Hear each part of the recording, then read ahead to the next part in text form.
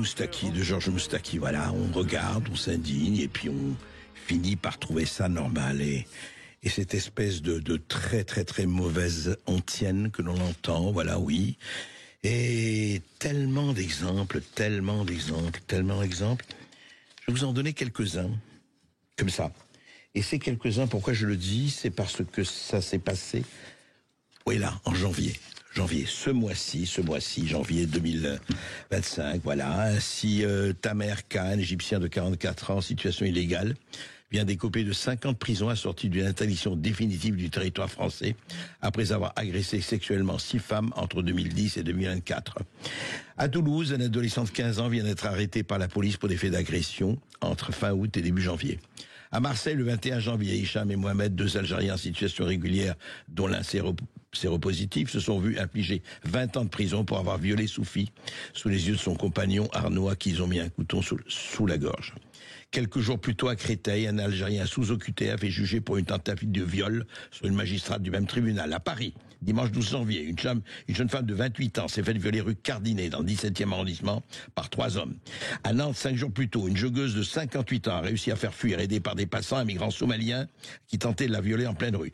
À Cannes, c'est un Géorgien arrivé en France depuis à peine un mois qui a arraché les vêtements d'une femme et tenté de la violer en pleine rue, à Cannes, sous le regard des passants. À Paris encore, c'est un sans-papier soudanais, détenteur illégalement d'une licence Uber, qui a agressé une touriste pendant une course taxi, enfin d'Uber, etc. On observe de plus en plus de cas similaires.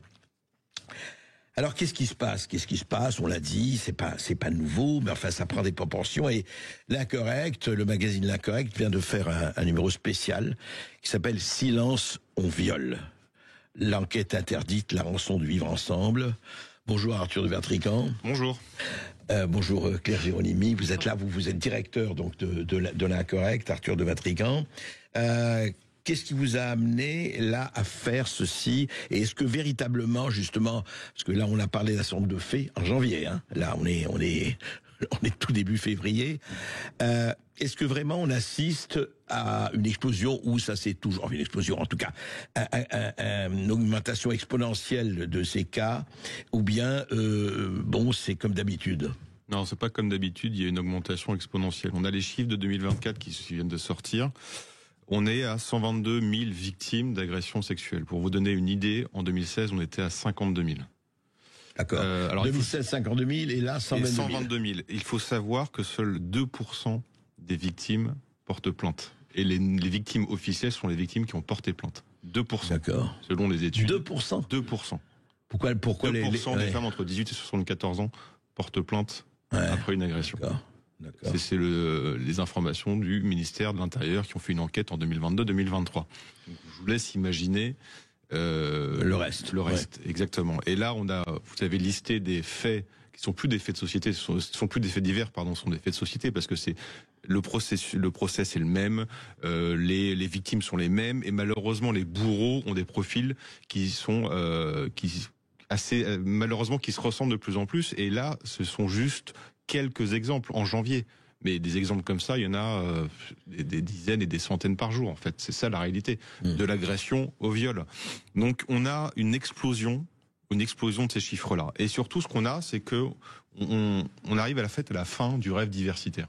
Le rêve diversitaire dont on a parlé, vendu.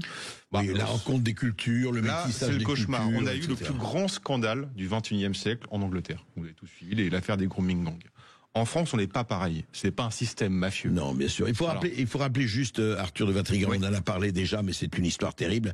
D'ailleurs, Robinson est toujours emprisonné, le journaliste et des anglais. Policiers qui ont été corrompus ne sont pas en prison. Il faut juste rappeler que dans 6 à 7 villes anglaises, pas une, pas deux, il y a paru 20 ans, et il y a eu des milliers de jeunes filles de 10, 12, 14, 15 ans qui ont été tabassées, violées et rendues esclaves sexuelles et prostituées par des gangs, surtout de Pakistanais. Des gangs indo-pakistanais, c'est pas compliqué. C'est 90% des victimes sont des jeunes femmes blanches et des jeunes filles blanches issues de milieux prolétaires, et 80% des bourreaux sont des Anglais indo-pakistanais, et c'est un système mafieux. On faut pas le parler au passé parce que l'enquête continue et on découvre encore des crimes et encore des jeunes filles dans ces réseaux. Et le terrible dans tout ça, parce que ça, il faut en prendre la graine, c'est que aussi bien les services de police que les services sociaux qui étaient au courant, que les politiques, que les médias n'en parlaient pas. C'était un silence assourdissant, de peur d'être traités de racistes, de peur d'être traités de discriminateurs. C'était ça aussi. Et vous aviez des élus indo-pakistanais qui ont profité de leur statut d'élus dans les villes pour installer ce réseau mafieux. Vous avez des policiers qui n'ont pas été condamnés alors que l'IGS de là-bas, je ne sais plus le nom anglais, c'est l'IGS de là-bas, avait prouvé qu'ils étaient coupables. Il y a des enquêtes qui ont été un lanceur d'alerte en 2023 anglais, un journaliste a expliqué que l'IGS local avait anglaise, avait reçu la consigne de ne pas enquêter sur les supérieurs. Mais la preuve, c'est qu'on va jusqu'à incriminer et sanctionner et même emprisonner des gens qui, sur Facebook ou ailleurs, ont exprimé leur réprobation, voire leur indignation là-dessus. Exactement. Mais Arthur de Vatrigan, je voudrais revenir effectivement là, on sait ce qui se passe en Angleterre, terrifiant. Je voudrais revenir à la France.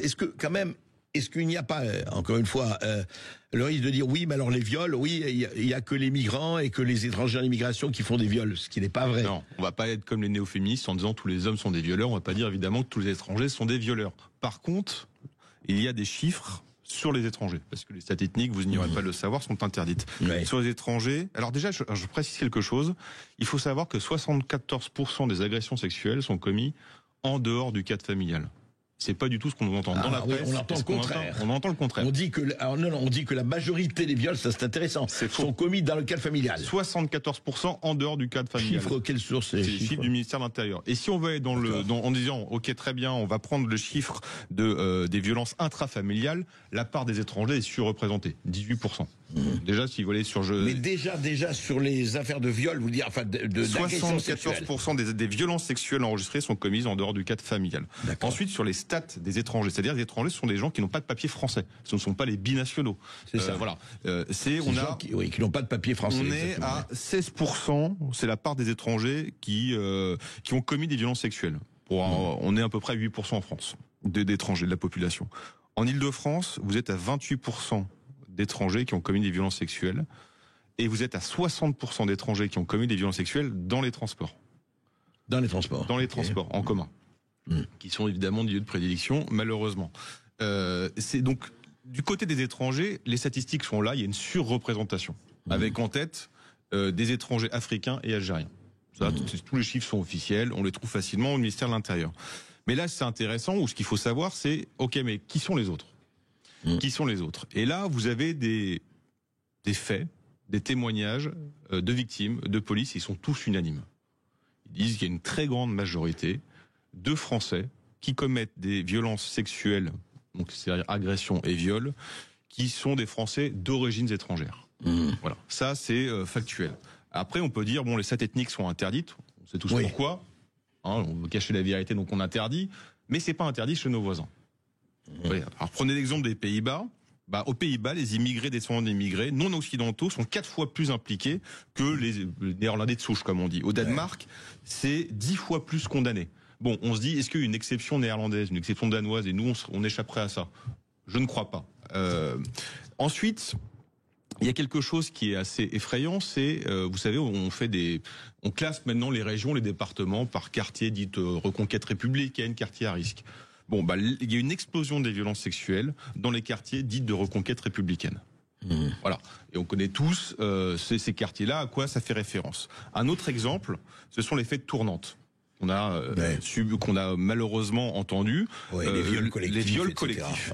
Il y a eu des cas de fêtes tournantes rapportés par des médias mainstream, comme on dit, du Monde et compagnie, qui sont assez effrayants. C'est-à-dire, on envoie une jeune fille, on abandonne une jeune fille dans les cités pour la punir ou pour se venger.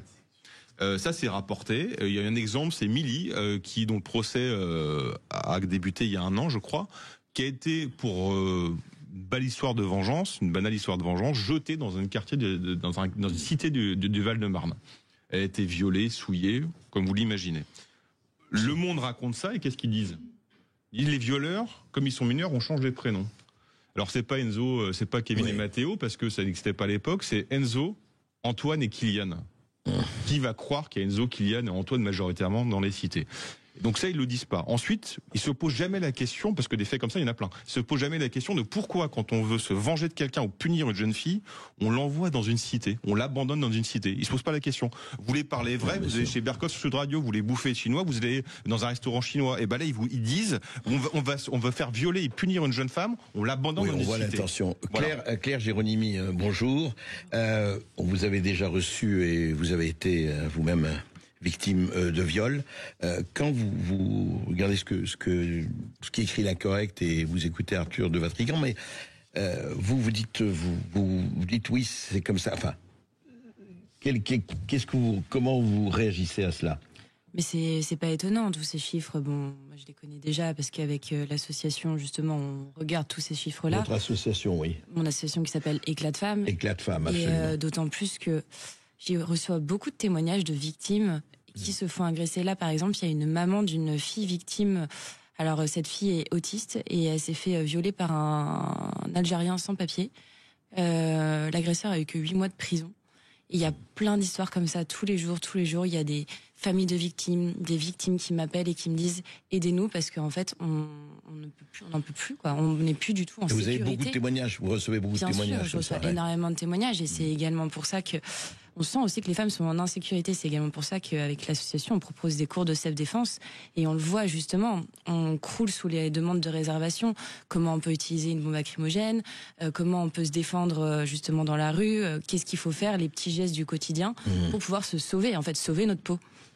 Alors justement, vous seriez, Claire Géronimi, vous seriez pour que ces cours de self-défense soient presque enseignés dans les écoles, qu'on aille plus loin quand même dans la réaction, dans les sanctions à l'égard de tout ce qui se passe? Déjà d'un, je pense que oui, il faut. Malheureusement, l'État aujourd'hui ne fait pas son travail. Nous, on n'est plus en sécurité en tant que femmes, et d'autant plus presque maintenant en tant qu'hommes également dans les rues. Donc, je pense que ces cours-là devraient être enseignés dès le plus jeune âge. Savoir se défendre un minimum, je pense qu'aujourd'hui c'est la chose la plus importante, une des choses les plus importantes à savoir, comme quand on apprend à faire la vaisselle ou des choses comme ça. Donc c'est ce que nous en tout cas on essaie de proposer. On va le proposer, enfin on le propose également aux entreprises parce que il y a vraiment une forte demande aussi dans ce secteur-là. On s'adresse où pour, si on veut, je dis ça pour les auditeurs et Sud Radio, et on s'adresse, quelle est l'adresse de votre... C'est éclatfemme.com, tout simplement. Éclatfemme.com. Éclat au pluriel? Exactement, éclat au pluriel. D'accord. Arthur de Vatrigan, juste une chose. Alors effectivement, ce que chantait Georges Moustaki, etc. Voilà, on voit, on s'indigne, et puis voilà, c'est normal. Comment faire pour que cela ne soit plus normal, à votre avis? Déjà, il faut. Déjà, premièrement, c'est ouvrir les yeux. Je vous rappelle les campagnes officielles du gouvernement sur les agressions sexuelles. On voulait des cadres supérieurs blonds aux yeux bleus. Pardon, mais c'est-à-dire tout le monde rit. Il y a quand même des cadres supérieurs blonds dans les métros. Violeurs. Hein. Non, mais bien sûr. Non, mais évidemment, dans les agressions, dans les métros. Tout le monde rigole. Pardon, je vous demande à n'importe quelle victime, elle voit un monsieur de 50 ans avec un iPhone, elle va pas partir en courant. Elle voit un autre profil, là, elle va se méfier. Il faut savoir ce que Claire a dit, c'est très juste, c'est qu'aujourd'hui, on est en France. On est en France, et en France, vous avez des applications maintenant qui se développent pour les femmes. C'est-à-dire que vous avez, par exemple, la version Uber uniquement pour les femmes. C'est-à-dire, je veux un chauffeur femme. Vous avez, évidemment, pour les jeunes femmes qui maintenant mettent des surchemises et qui se surhabillent pour prendre le métro, on appelle ça une burkanisation, en fait. C'est-à-dire, je me protège encore plus. Vous avez également une application qui s'appelle Mon Chaperon, qui propose de faire du copiétonnage. Ah ouais. Du copiétonnage. Oui, qu'elle soit accompagnée, voilà, quoi. Du copiétonnage. Vous avez l'application Humet, qui est le principe, c'est de sécuriser le trajet, c'est-à-dire que vous partagez la localisation avec vos proches. Et il faut savoir qu'il y a des villes comme Rouen qui ont déjà passé des partenariats avec cette entreprise. Donc, des applications se mettent en place pour ça. C'est une anomalie complète. Vous avez évidemment, Claire l'a dit, des cours de self-défense, ça augmente. Au niveau de l'armurerie, un armurier parisien me racontait qu'il avait une augmentation de 30%. D'achat d'armes de défense type D, c'est-à-dire catégorie D qu'on peut utiliser. Donc, le problème, c'est qu'aujourd'hui, les femmes remplacent la police. Elle dit, bon, la police et l'État me garantissent plus ma sécurité, je vais le remplacer. Et ce qui est terrible, c'est que, enfin, ce que vous dites, terrible, angoissant, c'est que les applications remplacent la police, c'est qu'on a besoin aujourd'hui d'avoir, effectivement, c'est-à-dire, en fait, et on va finir là-dessus, mais on va reprendre en tout cas ce sujet. En fait, on est dans un pays où, normalement, une démocratie, ce serait l'État de défendre ses citoyens et ses citoyennes, quels qu'ils soient, évidemment. Et malheureusement, on est de moins en moins dans ce cas-là, et je crois que ça va demander quelques résolutions assez drastiques. Mais encore une fois, comme pour le budget, comme pour les dépenses, qui va les appliquer? Qui aura l'autorité, le courage et la colonne vertébrale d'appliquer? Qui vivra, verra.